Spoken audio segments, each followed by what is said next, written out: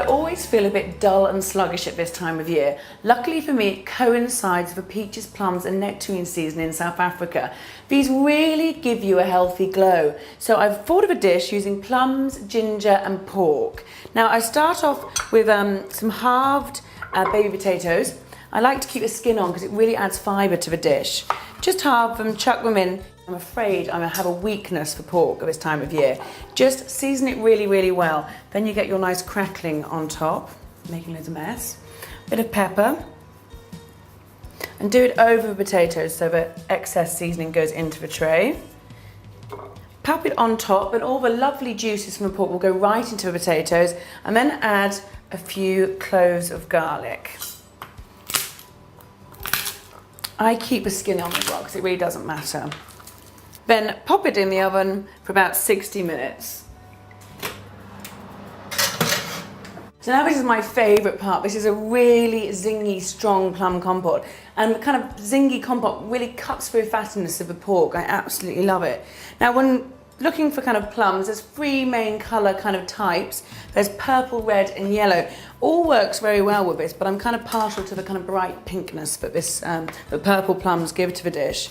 So just cut them in half and then cut them into kind of rough dice. It's quite a rustic winter dish, so it doesn't need to be too formal or too difficult to make. So I've added ginger to this, mainly because I think it really adds warmth to the dish, but also actually if you are thinking about kind of looking good and feeling good, ginger is great as a kind of immune system booster.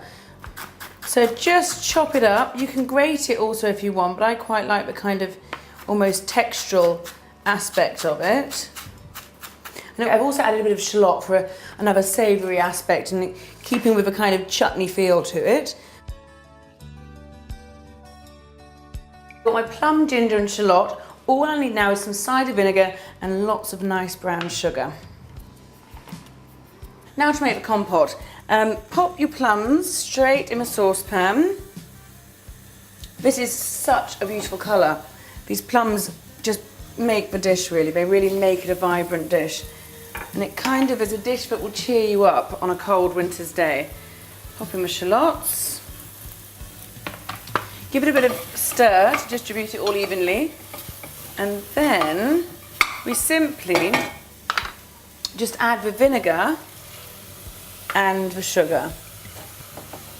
I love that brown sugar as well because it gives it that kind of caramelized flavour as opposed to just sweetness. So mix it all up.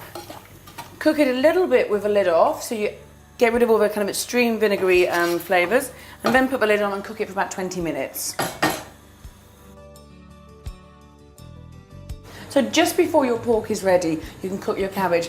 Really want to cook it last minute. We don't always kind of school dinner cabbage smells going through your house, which I think all put us off the cabbage for life. Right, I'm going to add a bit of olive oil. You can use butter, whatever takes your fancy.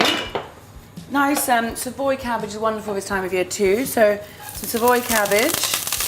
Now, I don't want it to fry too much, so add a little bit of water and then steam it. So give it a bit of a stir.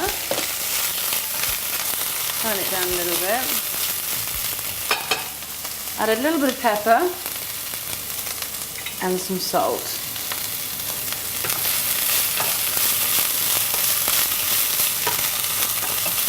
And that is literally that. So we're going to get the pork out of the oven now and plate it all up. So I can really smell that roast pork cooking now. It's such a wonderful smell.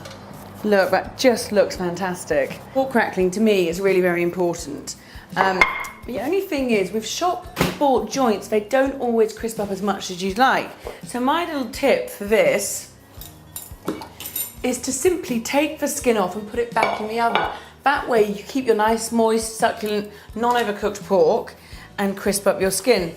So, it's a bit fiddly, but cut the string off. Now then just take your knife and secure it on the board carefully so you don't cut yourself. And then run the knife round between the skin and the flesh.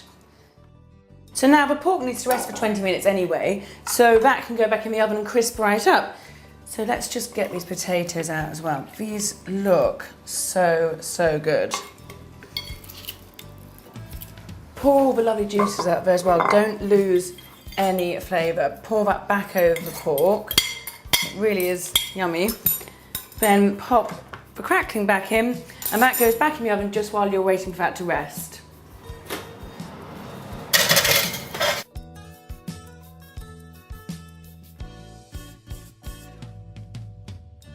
So I'm very excited about this, I have to say.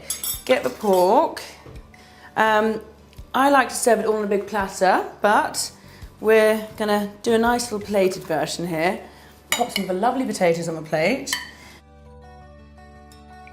Some cabbage. And the pork on top.